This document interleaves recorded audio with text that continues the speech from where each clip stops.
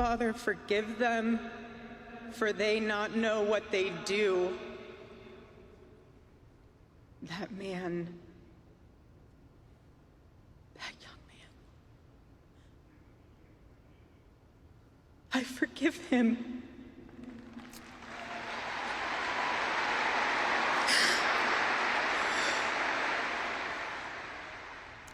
Emotional and powerful words from Erica Kirk at the Charlie Kirk Memorial, a memorial centered on Christ, country, and courage. Thanks for joining us. For 2 News at 10, I'm Brian Malahi. And I'm Mika Miyashima. The funeral lasted more than 5 hours, and it's touched off a national conversation on air and online. Our Jim Spiewak is live in Arizona tonight to start our coverage. And Jim, much more quiet there tonight. Yeah, Mika and Brian, you couldn't go anywhere in this town the last 2 days without seeing some sign of Charlie Kirk's memorial. There were billboards up all over the place, signs everywhere, as more than 100,000 people descended in this area just outside of the State Farm Stadium. It was buzzing earlier today, people as far as you could see. But as the dust now settles on this memorial, there is one message that still remains clear from all of the speakers who spoke today.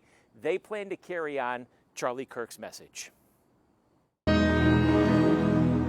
more than 4 hours on Sunday, friends, Turning Point USA staff, and cabinet members shared stories and life lessons that Charlie Kirk taught them before Vice President J.D. Vance, President Donald Trump, and Erica Kirk, Charlie's widow, spoke. God bless all of you for coming here from all over the world to honor and celebrate my Charlie.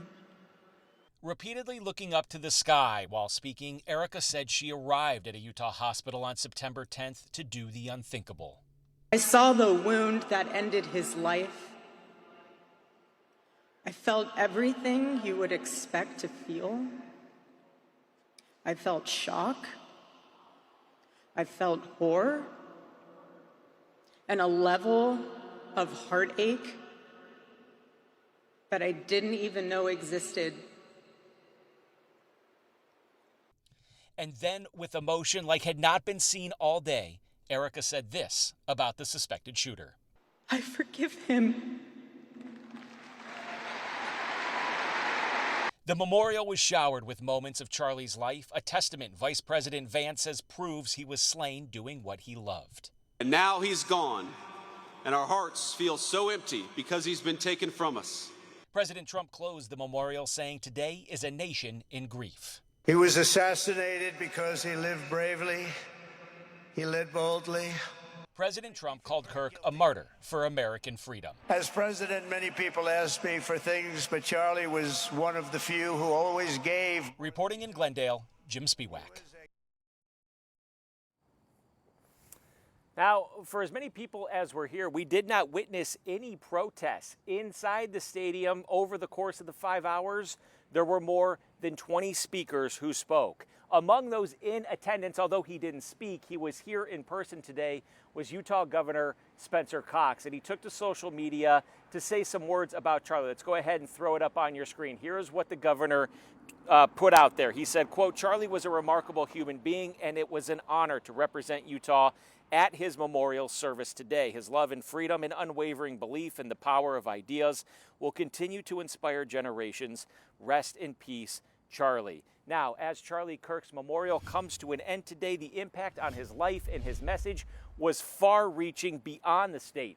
Back home in Utah, there was a crowd of people that gathered over for a watch party earlier today, and that's where we find KUTV's Christian Sita, who's joining us live in Provo. Christian. Yeah, that's right, Jim. Now, many people did gather here in Provo for that watch party. Now, many of them said they couldn't make it out there, but they wanted to do something here in Utah. A week after Charlie Kirk's death, people paused to reflect, watching a funeral that took place hundreds of miles away. But for many here, this wasn't about distance, it was about connection. So I was going to golf, and then I went over to Charlie Kirk's memorial, and I was overcome with grief.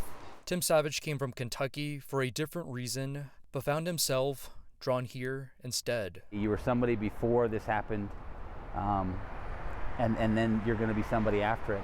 And that's the question I've been asking myself, who am I going to be after this? Though Charlie Kirk's funeral was far away, the people here felt close, not just to the man, but to the moment. I think it's being able to understand where we are, what we're standing for, and I think being able to take leadership from a man that's not with us anymore, and leaders being able to step up in his place and starting that.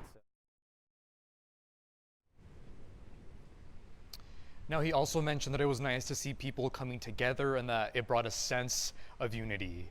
Reporting live in Provo, Christian Sita, KUTV 2 News. I'll send it right back to you, Jim.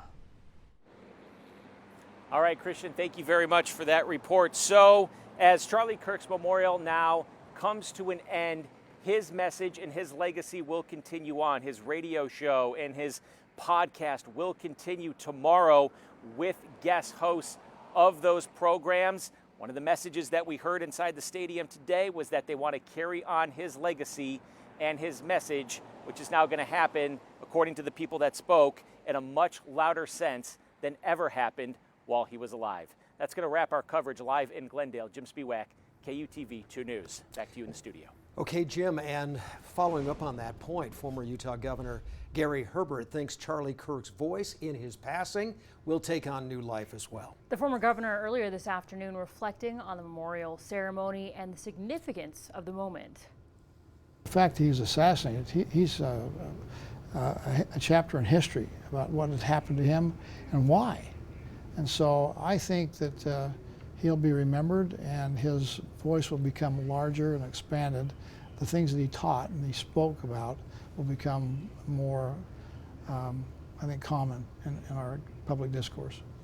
Charlie Kirk was remembered today as a bold and unafraid witness to Jesus Christ. His political organization, Turning Point USA, was described as the most important organization in the country.